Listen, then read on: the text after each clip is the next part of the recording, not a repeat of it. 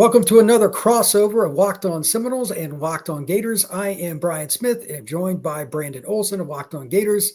Going to talk about the big game this weekend, injury report here in just a minute.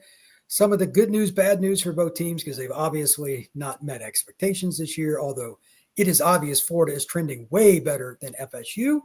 So once again, Brandon, thank you for coming on the show. First off, let's jump right in with the obvious. DJ Lagway played pretty well the last couple of weeks, but he didn't throw a ton. I think part of that is he's been banged up. I think that's well known. Any update or any thoughts about DJ Lagway's health? Is he injured or is he just kind of beat up? Where do you sit on this? I think that he's trending toward being perfectly fine at this point. I know that the reporting of the injury was. Yes. I think they just fumbled that, honestly. He got carted off, and then at halftime, Billy Napier's like, "Oh yeah, it's a significant injury." And then Monday morning's press conference comes around, and he's like, "Oh, it's not nearly as bad as we thought. Grade 2 issue, it's fine."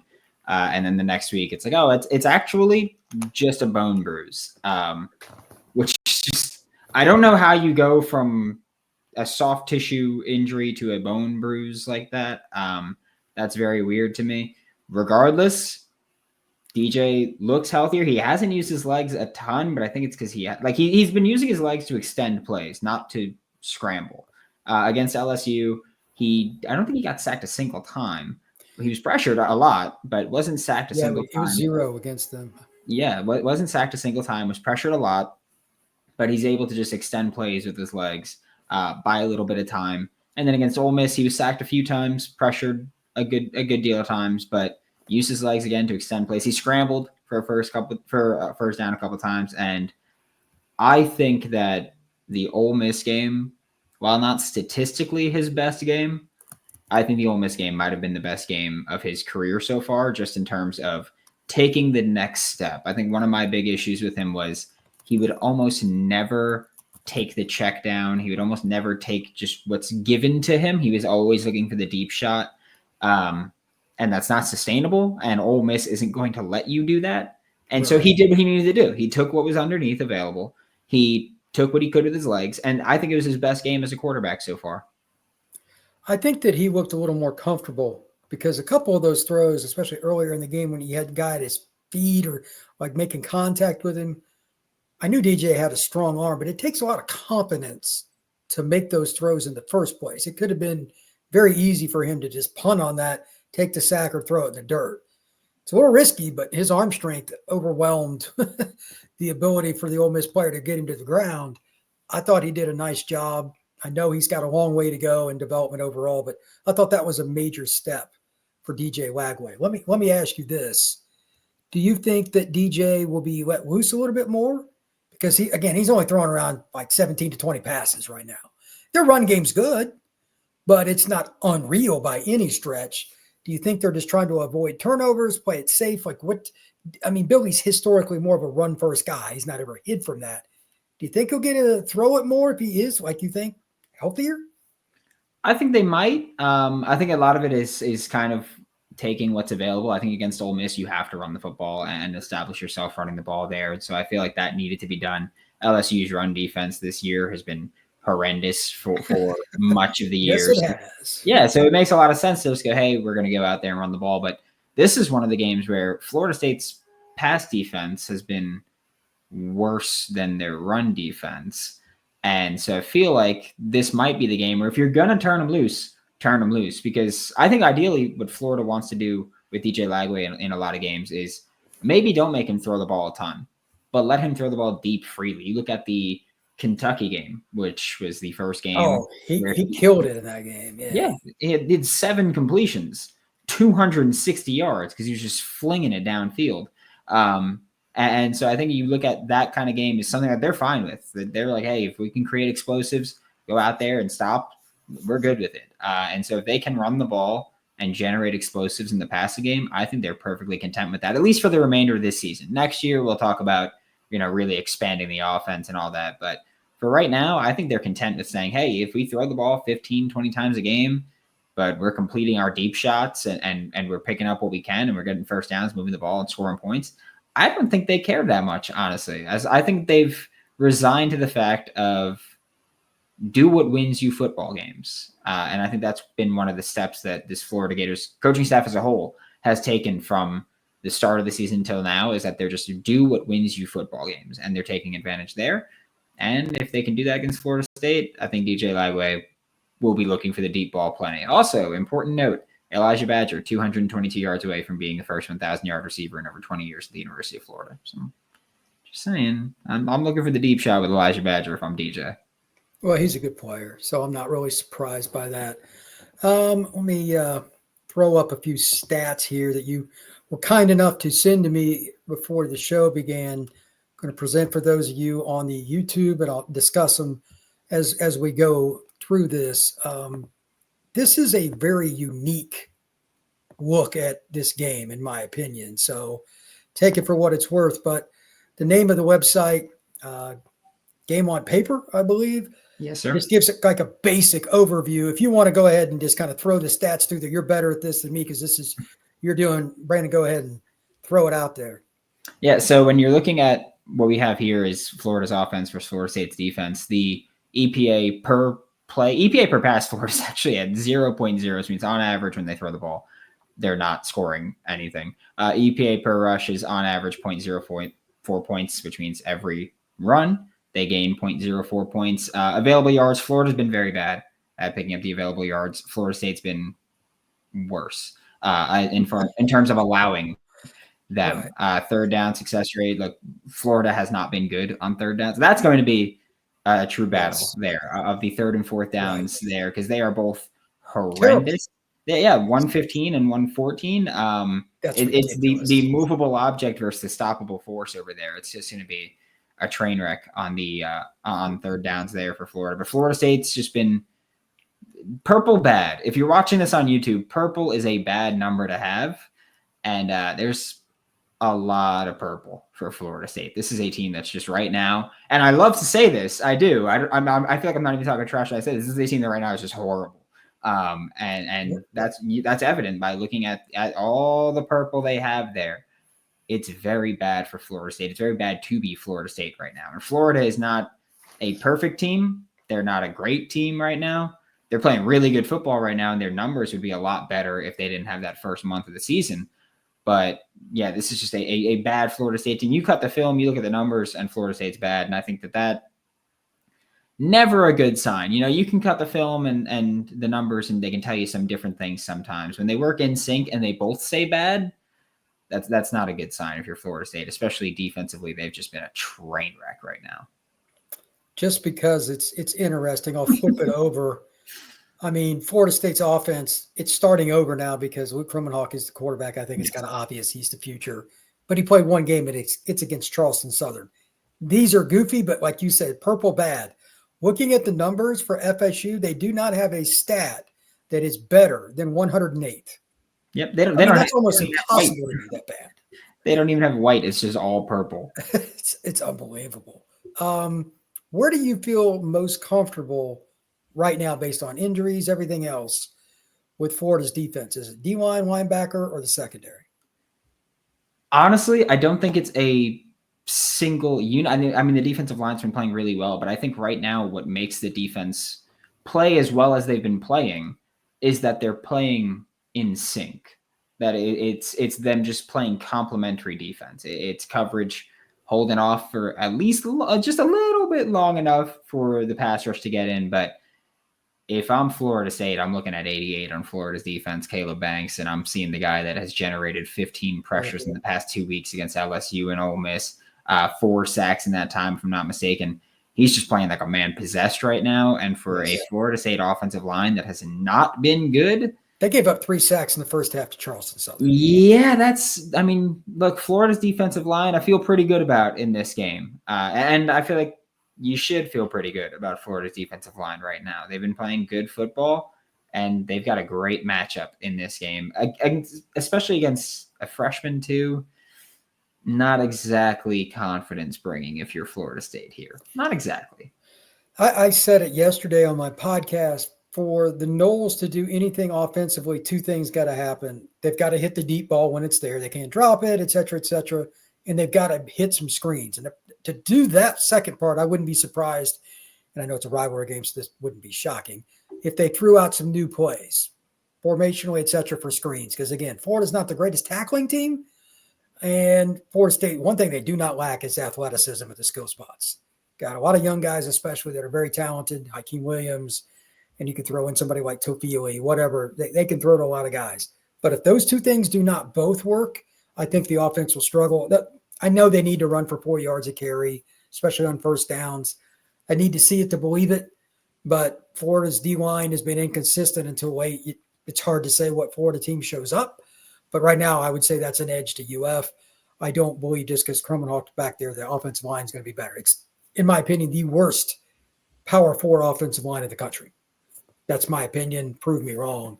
All right. Well, thank you for breaking some of that down because, to be honest with you, that is a really unique scenario to talk about with all the different stuff that you can look at. EPA is something I've just started learning about, but it is pretty interesting.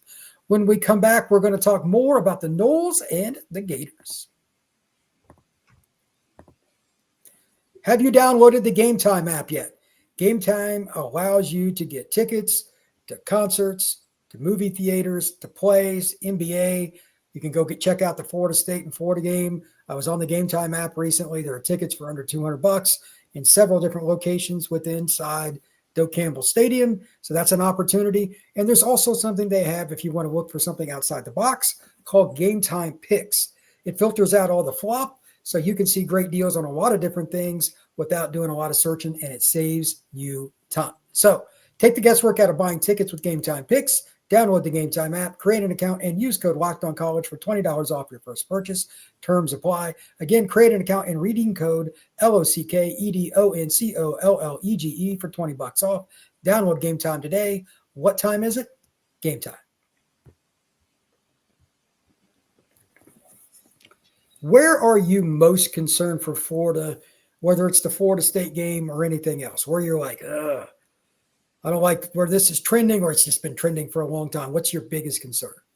Honestly, for the Florida State, and I feel like I'm going to regret this, but for the Florida State game, I think right now they're just playing so bad that I don't have too many of those concerns of where things are trending. I think right now Florida's peaking at the right time. The issue is that they didn't play well enough to start the year to have themselves in college football playoff contention. Because if you're in college football playoff contention and you're peaking toward the end of the year, that's where you want to be. Unfortunately, they kind of crapped the bed to start the year with multiple blowout losses at home, and that's just never a good thing for the Gators there. But I think right now, I look at if people stay healthy, I think you're one injury away from things getting really bad. Like the secondary's been so banged up where you've got 3 or 4 guys playing every single snap that you can for the past 2 games. That's not a spot you want to be in. Last week, you had Jordan Castell, Triquez Bridges, Bryce Thornton, Deshaun Johnson, and Sharif Denson all play 75 snaps, and you were only on the field for 79 snaps. Jordan Castell and Triquez Bridges played all 79. Bryce Thornton was off the field for 1 snap. Deshaun Johnson was off the field for 4 snaps, and Sharif Denson was off the field for 4 snaps. You're in a rough spot in the secondary. We don't know Aaron Gates' injury status. He got hurt in the second play of the game against Ole Miss, did not come back in. Billy Napier said that we'll get an update for that probably Wednesday night. But this is just not a good spot to be in terms of you're one injury away from things getting really bad in the secondary. I mean, you're playing guys that right now were not expected to be your major contributors, and they're playing damn near every snap. So I think that's one thing where rivalry games get kooky. Florida secondary is one injury away from being really bad, and if you get into that spot, things can get a bit rough. And they're playing damn good football right now. Like the past 2 games, they've been playing really well, but one injury away from things getting ugly. Help me understand this. Thornton, the safety you mentioned a minute ago, if I remember correctly off the top of my head, last game he had 14 tackles and 2 picks. Yep. Where in the world did that come from? I mean, he's a good football player, but that's like other world. Has he had any other games like that where you're like, okay, this guy's got a chance to get paid, or is this kind of a one-off? Yeah, I think he's going to be really good. I look at last year, it was the Vanderbilt game. It was like his first start. He played damn well. earlier this year. He played really well against UCF, which, I mean, They're not very good, but I get it. To be fair, that's UCF. I thought his LSU game was pretty decent considering he was on the field for damn near 100 snaps. Played pretty decent in that level is fine. He's had some bad games. I think Texas was really bad for him. But for the most part, he's had flashes. It's just about putting it together consistently. And that's what we haven't really seen from him yet, of doing it consistently. I think one of the changes also is that they're moving him around a lot right now. He's playing deep safety. He's playing box safety. He's playing in the slot at times. He's moving all around. I think that benefits him. He's not a big guy. He's 5'10", 210. But he's versatile and he's very smart. That's his thing. He's the brain. That works. Yeah, he's a very smart. I don't think he's got the elite measurables. He's smart as hell back there. Okay, well, that's why I asked you that, because I know Florida State's going to have to take shots. I've said it all year, and I will continue to say so.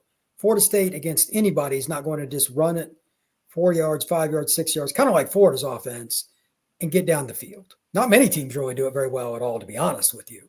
So if he is playing at a high level again against Florida State, that would cause FSU a lot of problems, in my opinion. They need at least one play where they scheme it open, and that happens even against quality defense. But they probably also need oh, wow, look at this. We just ran a post route and the safety bailed. They need a freebie, for lack of a better. I mean, that can happen on a punt block or anything else. That's certainly possible. But Florida secondary, as we talked about before this show, plays of 20 or more yards in the passing game given up, they are 132nd out of 134 teams in the FBS. They are garbage. I mean, it is unbelievable how a team that has that many 4- and 5-star players is this bad. I don't understand it. I know you don't either, but that's the reality. The one thing that Kromenhoek does well, and I've known him since he was a sophomore in high school, is he throws a deep ball very, very well. I'm not saying he's quite as good as DJ. DJ throws about as well as anybody I've ever seen at this age, but he's not far off. If FSU hangs around, I have a feeling that Thornton and those guys didn't get it done on the back end, and it could just be a quarters coverage where a corner got smoked on a fade ball too. But the safeties for Florida are going to be a very big part of this. Do you think early in the game they will play a lot of box safety and try to force Kromenhoek, or what do you think they're going to do? Because I don't think Florida State can run the ball consistently against a 6-man box, personally. What is your take? If I'm Florida, I would go pretty light in the box, and I would dare you to run the ball. I'd be like, go ahead, run the damn thing. God, if you can beat us running the ball, then beat us running the ball, but limit explosive plays. I mean, I know that the Florida Gators defense, I think we're at a weird spot where the Florida Gators defense played so bad early in the year, and now they're playing better, where Florida Gators fans are frequently thinking, oh, this is an elite defense all of a sudden. And it's simply not. I mean, you look at last week, Trey Harris had a 43-yard touchdown. Daquan Wright had a 30-yard catch. Antoine Wells, or Juice Wells, had a 25-yard catch. Jordan Watkins had a 25-yard catch. Caden Lee had a 23-yard catch. 5 passes that went 20-plus yards. And it's not just getting beat on the deep ball. It's, you throw a screen to a receiver, he catches it and runs by everybody. The Texas game. But last week, Trey Harris's touchdown, which was his only catch of the game before he got injured, of course, was quarters coverage, gets inside Deshaun Johnson, and Bryce Thornton led him behind him. And so Bryce Thornton, who played a great game last week, had that one busted coverage that led to a massive touchdown. And that Florida's given up those big play touchdowns before. So it's possible. Like, if you're going to take deep shots, take deep shots. But if I'm Florida, I'm going, hey, we're going to run our 3-man line that I know a lot of Florida Gators fans hate. We're going to go tight. We're going to have our linebackers behind them. Our star and our box safety are ready to go if they need to, but they're spread out a bit, and we're going to lighten the box and make you run the football and try to beat us that way, because I really don't think Florida State's capable of winning an FBS game by running the football right now. It's so weird because they've got really talented running backs, but you got to block. So, I mean, Toafili's going to play in the NFL. He's kind of like, and Cam Davis, when he's healthy, is not a guy you want to get in front of, et cetera. They have talent. But I just think they're going to be better served to run the ball a little bit on first down. I think they're going to have to run Luke. He's a pretty good athlete. He's not like super twitchy laterally, but he can run. They're going to have to run RPO, might mix in some option. and try to get some plays off that, maybe do a play action pass after they've run option or anything, something like that, throw Florida off. Because I agree. I think they can run it for a little while, but Florida will start mixing and matching when they drop the safety in, when they show it, then they bring it out after the snap. I don't think Luke is ready for that, and I think he'll be susceptible to turnovers. It's just my opinion. When we come back, we're going to talk a little bit about some of the game situations when Florida and Florida State can take advantage of the other team. That's next here on Locked On Seminoles. Get ready to tackle the NFL action with FanDuel, America's #1 sportsbook. Right now, new customers can bet $5 and get $150 in bonus bets if you win. The FanDuel Sportsbook app gives you everything you need to place live bets on the NFL all in one place. So when you get a hunch in the middle of the game, you can check out the latest stats, view live play-by-play, and so much more on the same page where you place your bets. Visit FanDuel.com to join today. You'll get started with $150 in bonus bets if you win your first $5 bet. That's FanDuel.com. Never waste a hunch and make every moment more with FanDuel, an official sportsbook partner of the NFL.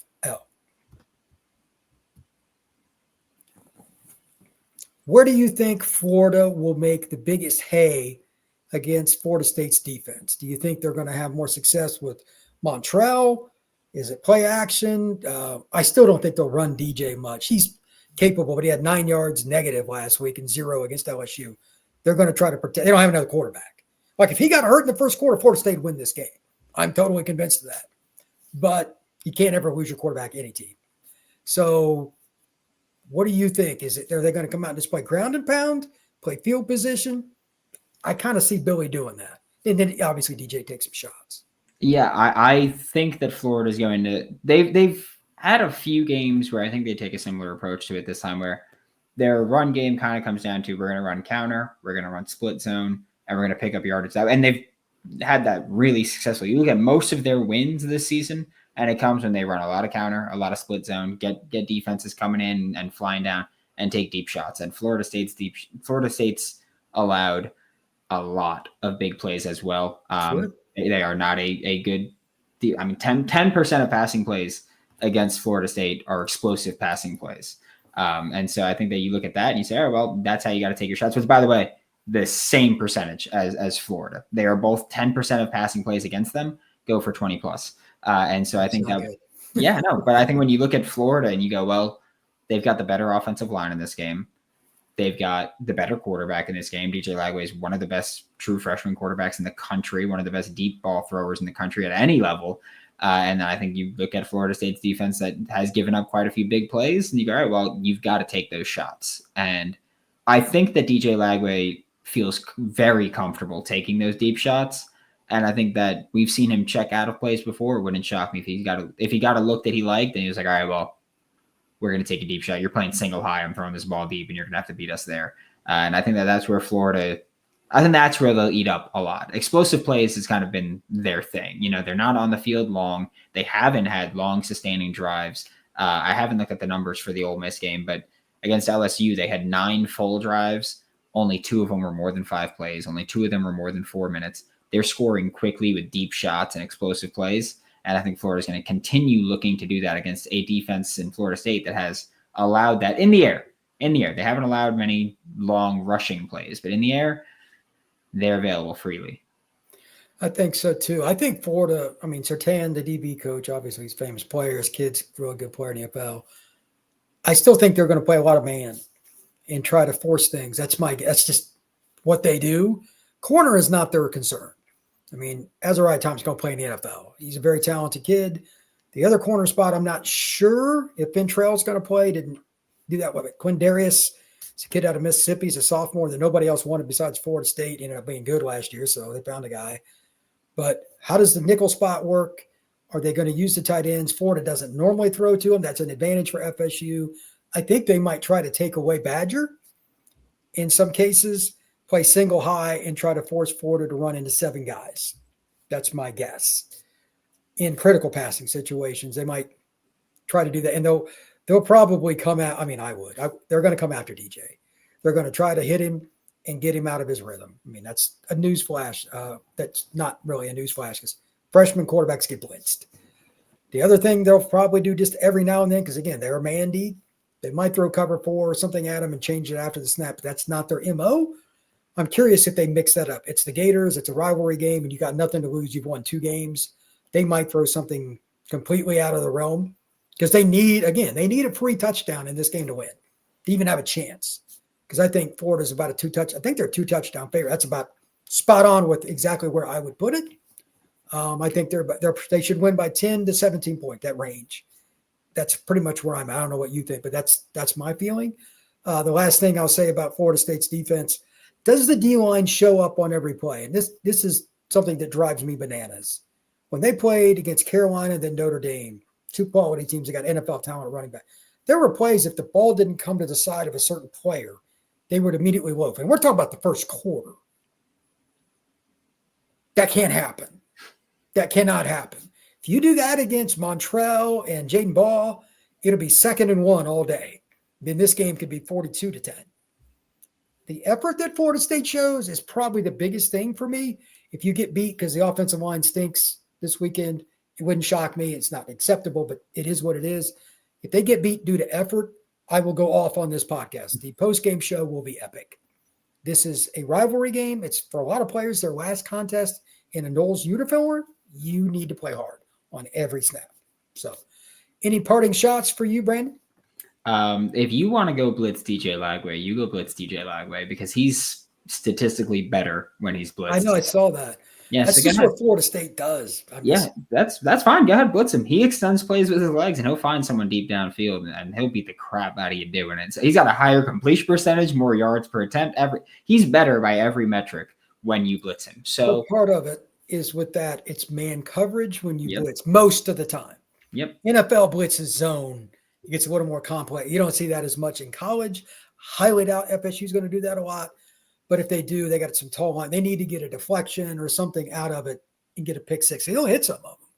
You've got to get a touchdown based on your blitzes. If not, Florida's going to win going away. Yeah, I open-endedly admit that. But you have to be who you are, too. So they're not a zone team. That's not their MO. You're not going to change that in game 12. I mean, I get it. So I'm curious to see what DJ does because I think they'll get him on the ground a few times and they'll hit him. Key is if they don't do it early in the game and he gets any kind of rhythm and Florida can run or pass on first down, then it's a major problem. You've got to get him uncomfortable. If not, Florida State does not have a chance in this game. Yeah, if you don't do it, then it's belt to ass. Simple as that. Yeah, I would agree. All right, for Brandon Olsen, I am Brian Smith. Thank you for checking this out. I am happy to see everybody at Locked On Seminoles each and every day. Same thing for Brandon at Locked On Gators. Everybody have a good one. I will talk to you soon.